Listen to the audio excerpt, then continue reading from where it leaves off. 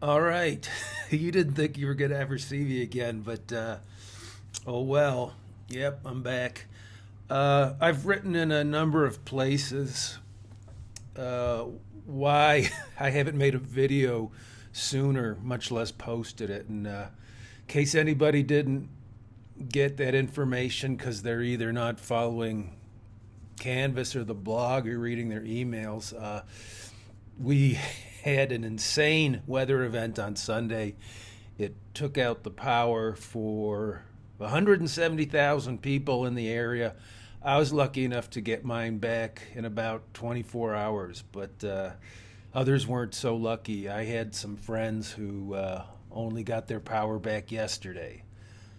So, knowing that a lot of you were going to be subject to the same setback as those people, I decided to not put up a new video and put you at a disadvantage. Additionally, the university asked me to uh, bear you guys in mind as well. I would have done it on my own anyway, but what I did decide to do was actually in keeping with the university's request. So it's been a full week, and as far as I know, everybody's back. So I'll not have much more to say on that matter, other than the fact that we need to move quickly now. We've lost a lot of time. I'm discovering, as many of you are, that learning all remote and asynchronously is a lot of work, and it's a lot more difficult. And at least in my case, it takes a lot more time. There's advantages as far as you guys are concerned. You can look at the videos or contact with me either through email or on Canvas at your convenience. But we can't afford to move as slowly as we've been moving. I usually move much faster than this, and I feel bad about it, though. I can't blame the weather event and certain other setbacks that we've had on anybody. We're just going to have to start picking up our pace. So don't be shocked when that starts to happen. All right, so this lecture, this video, is going to be about T.S. Eliot. And without further preamble, I'm just going to launch right into that. Oh no, there was one more thing I wanted to say.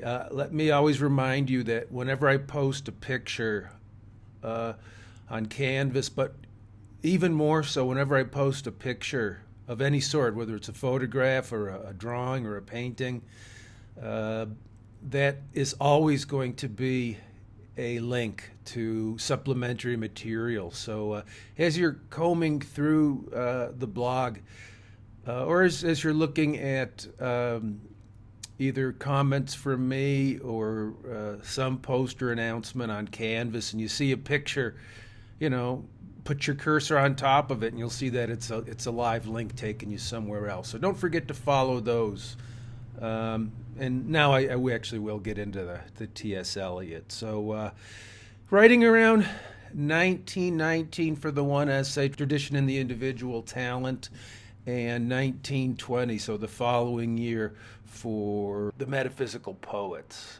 I'll try to make as much sense of these as I possibly can. Might involve some rambling and some jumping around because, as you will have observed by now, I don't teach with any notes. I just kind of go for it. One, because that's the way I work best, but two, it gives you a chance to get a better feeling, not just for my personality, but for the way I think, the kinds of things that interest me, and the types of associations or connections that I forge as I try to explicate any given reading. So follow me as best you can. Nice thing about a video is you can stop and rewind it and watch again. And some of you mentioned actually doing that, and good for you. Keep doing it. And if there's anything that would help you in any way with these videos, feel free to tell me. It's no point in me wasting my time and your time doing things that aren't helping you if there's something I could do that would help you. So keep in touch with me as you need. So anyway, Eliot, I could give you some background information about him, but I won't. I'm just going to leap into the first essay, Tradition and the Individual Talent. Now, he's going to begin using or invoking the word tradition, and as you'll see, at least for him, writing in 1919, tradition, the way it's used in the English language, I wouldn't go so far as to say it's a pejorative term. I think maybe the proper term would be to say it's used in a quaint fashion. What do we mean by quaint? Something that has a certain amount of charm, and so it's dear to us, but we don't take it especially seriously. So traditional, the way it's used in Eliot's day, might refer to certain Christmas carols, certain holiday customs that your family has been practicing from time immemorial. This is what tradition seems to mean to him. So he'll say,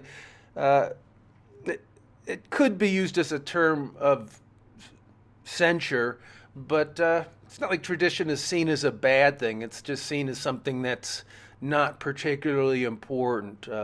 Little things that we've been doing for years without giving them much thought. Things that we just accept automatically because it's always been that way. And what he's going to try to do is bring this term back into a more respectable usage. So, and for him, it's important to understand what tradition really means, because for him it's going to be part of the project of becoming modern. It helps to understand Eliot when he speaks about modernity. So he'll go from that first paragraph where he wants to rehabilitate, that's the proper term, the word tradition. He'll then start talking about different nationalities, different cultural groups, and how each one has certain, he says, casts of mind. They have a certain character, something like that. It's what we call cultural diversity.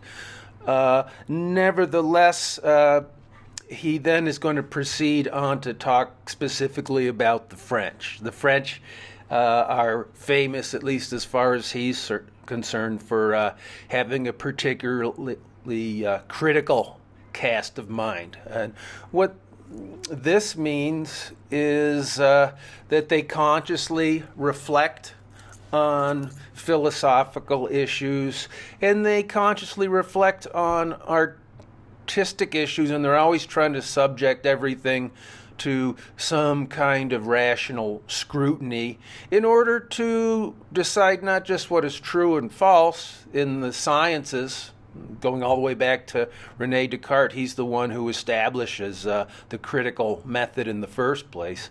So that would be around like 1630 or so, Discourse on Method, where he lays out what it means to think clearly and to demonstrate that not that certain things probably are the case, but they're necessarily the case because we can show in an unbroken chain of proofs that X must be so, or that Y could not be so. So they're this way with the sciences and with philosophy, but when it comes to the arts and the humanities, they're equally critical. So the French had established, going back at least as far as the 17th century, the French Academy of Letters. There was a certain group of savants, people who were considered highly intelligent, highly educated, and highly sensitive, such that they were, as members of the academy, entrusted with the responsibility of keeping French language pure, keeping French culture pure, and this is done by casting, by pronouncing certain works of art to be either good or bad because they do or don't conform to certain rules regarding good taste or how a work of art should be created, whether it's a painting or a play or something like that. So if you were to watch like a period film, say from set in the 17th century or something like that, might be Cyrano de Bergerac, if you've ever seen a film version of that.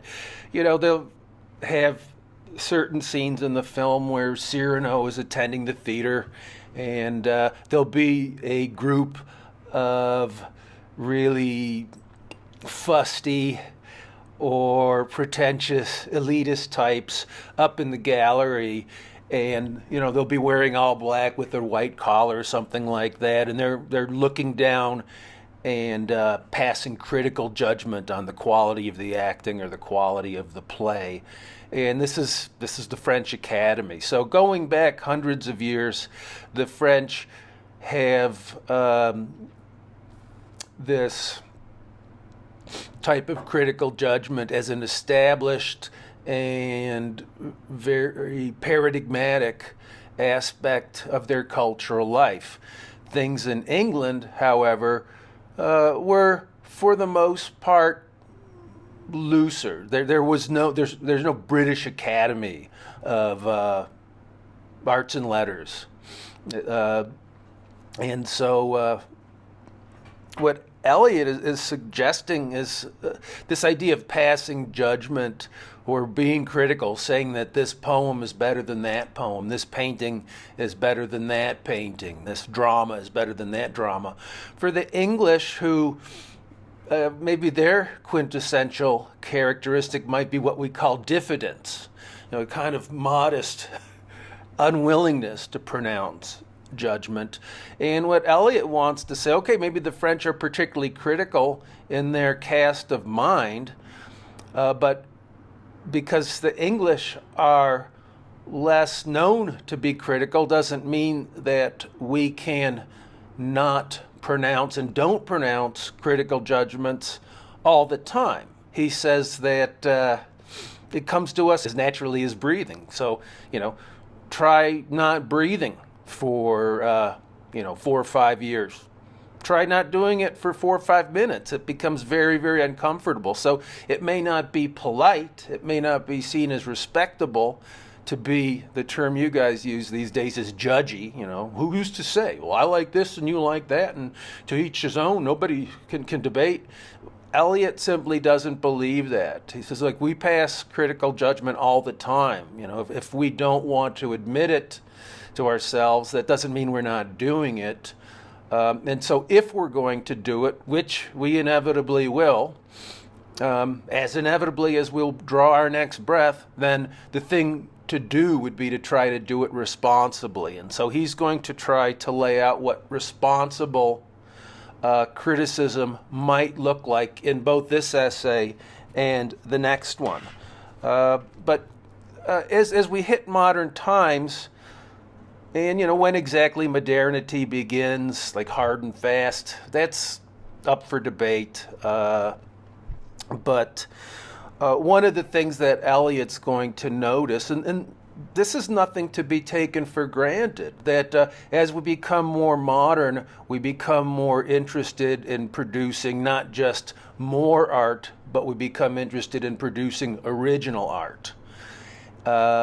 If you were to actually study English literature, one of the things that you would learn, hopefully, is that once upon a time, originality, ingenuity, inventiveness, speaking your own mind, this was actually considered either not possible or it was considered highly undesirable. So a certain critic by Edward the name of Young Addis writes an essay in which he, for the first time, begins to contemplate that there might actually be some virtue in original composition. Prior to this, if you wanted to produce something excellent, the way to do that was not to dream up your own novel invention, your own novel creation. But if you wanted to produce a respectable piece of art, what you should do is copy classical works of art. So imitation was actually thought to be the preeminent, the most prestigious form of creativity, mode of creativity, and to go off on your own, that was, at very least, in poor taste, would have been confusing to other people, and it would have shown that you didn't, one, know what art was, and two, that you weren't acquainted with the classics. But now that we've become modern, it's seen as more desirable, more acceptable to start branching off on your own and doing your own things. And so as we look at new art come along, people, as they're trying to estimate the value of this new work, as they're trying to decide whether it's worth their while or not, are going to try to figure out, all right, what's best in this person's writing, or what's best in that person's writing. And what Eliot says people will generally do is look for those aspects of an artist's work that are most peculiar to them alone. So whatever is rarest or oddest about a particular author, a particular painter, that's going to be the thing which we would congratulate them most for having been able to achieve or being able to get across in their art. And what Eliot proceeds to suggest is this is not right. The more you become acquainted with literature in general, but especially new literature, the more you're going to discover through careful and judicious reading, through careful and judicious looking or listening, if you're thinking about music, is not where the author seems to be most original and inventive, but rather what's best in them is most often going to be the places where they most resemble previous writers. So in a way, what Eliot's trying to do is take us back before the Young. What he's really trying to do is get us to go back to pre-romantic ideas. And another way of saying this then is that Eliot's actually calling for a kind of neoclassicism. And just on a side note, and I strongly recommend you do this, if you go listen to the music that I posted on the blog to accompany the reading of T.S. Eliot, there's a bunch of modern composers that I put up there. I always offend somebody every year when I put up a picture of Tchaikovsky and pieces of his music is representative of his work, and then I write above it in big, bold letters, yuck. It's because his music is absolutely sodden with all kinds of emotionalism. He's trying to pour his heart out, as the Rolling Stones say, spill blood all over the page. And this is what Romanticism is all about. So this kind of desperate sincerity that we saw in Wordsworth, and this need to express the self in a kind of a confessional manner, Tchaikovsky has taken that and run with it. 100 years later, he's now plunged in what we might call ecstasies of self-wallowing, and this is everything that the newer composers, all three Russians I happen to put up there, are reacting against. They've got to get this narcissistic emotionalism and confessionalism and unapologetic sincerity out of the music. And so what you're going to hear them produce is music which is leaner, cleaner, lighter, and devoid deliberately of all of the wretched excess, all of the wearing of the heart on the sleeve that you see in Tchaikovsky. And for this reason, the first piece I think that I put up there by Prokofiev is called, Classical Symphony. This is neoclassicalism. Entering into the 20th century, we have to get outside of, or we have to get away from romanticism. It's just become nauseating how sentimental and how self-indulgent it is. And one of the ways to get out of romanticism is not to just launch off and do something entirely new, but to get back in touch with pre-romantic times. These were neoclassical times, and in the neoclassical era, again, original composition had not yet been discovered. What you wanted to do to produce something of quality was to emulate the works of some illustrious predecessor, and in most cases that illustrious predecessor would have been either Roman or Greek.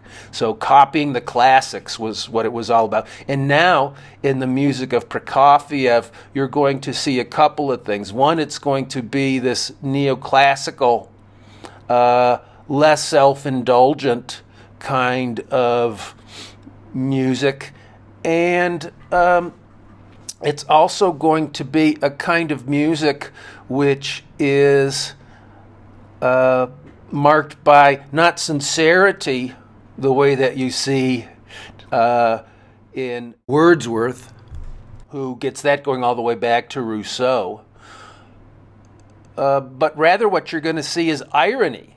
Just one example of this, if you listen to the Prokofiev, you're going to hear that in certain of his pieces, he's doing what?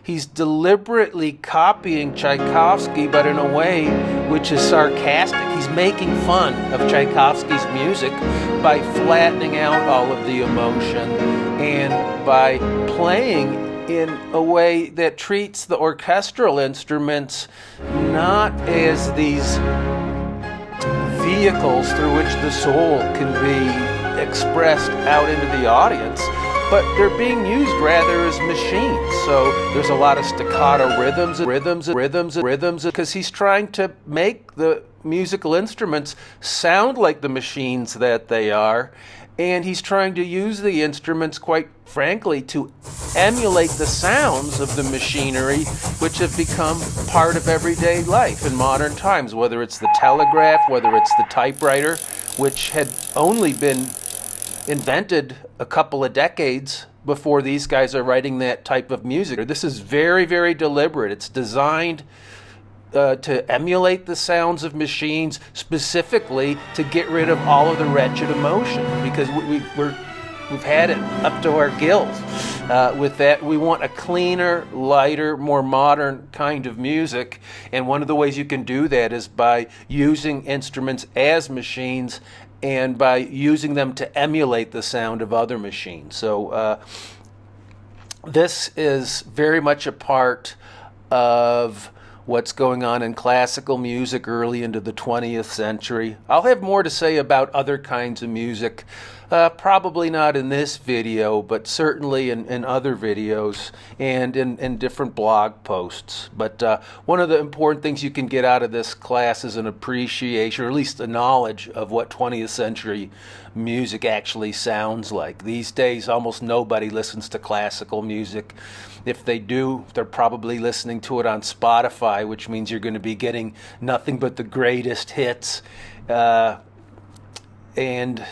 that eliminates, 95% of what's interesting. So, I'll listen to Spotify like anybody else, but really, it's not very satisfying.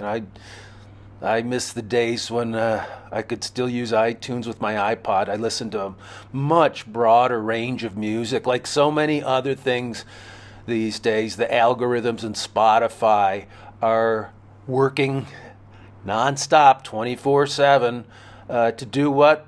To narrow our awareness.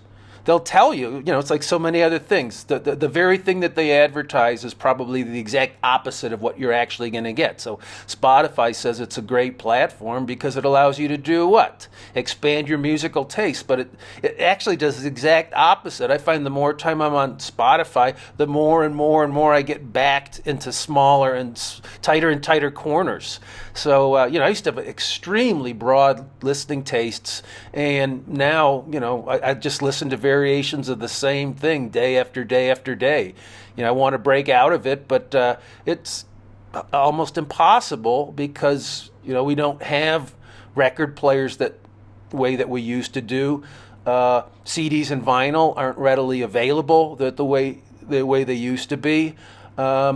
Most access to music, especially now that all the clubs are shut down, now that there's no symphony or opera anymore, where are you going to get your music? From streaming services. And streaming services like, iTunes doesn't exist anymore. Now they've got what? The Apple Music app. It's designed to feed you more and more and more of the same so that your tastes become narrower and narrower and narrower. And it's not even as a result of you refining your taste so that you make more and more informed, intelligent, and sensitive critical judgments like Eliot would have you do. It's just that the algorithms keep programming more and more monotony into your stream until, finally, you're living with essentially a digital drip in your arm, although, technically it'd be in your ear because it's music. But anyhow, Eliot is interested in allowing people to choose for themselves, to not live their lives on autopilot. Now, he's a poet, and so he's going to be interested in poetry and art. He'll talk about a little bit too visual art. But we live in a world where, one, it's unpolite to pass critical judgment, because as I said earlier, who are you to say what's good or bad? Everybody gets to like whatever they want. Now look at the kind of culture that we have as a result. And when, we don't pass critical judgment because it is an essential part of human life and human society. It's not like it goes away. Well, where does it go? It migrates into the machinery. And so, we've got algorithms now which are passing critical judgment for us. And if there's one thing that can be certain about machines, it's they don't have taste. Machines aren't sensitive in the way that you and I are. They can tell you through meters or oscilloscopes or something like that if something is loud or quiet, if it's sharp or flat. But that type of sensitivity versus emotional sensitivity, those are two very, very different things. And so we've got monotonous and tasteless music everywhere we go. It's piped into all of our stores, all of our waiting rooms. Pretty soon they'll be piping house music into classrooms if we ever get back into them again. It's inescapable. We're being bombarded with bad taste all the time. And so this is what Eliot's beginning to see in his own day.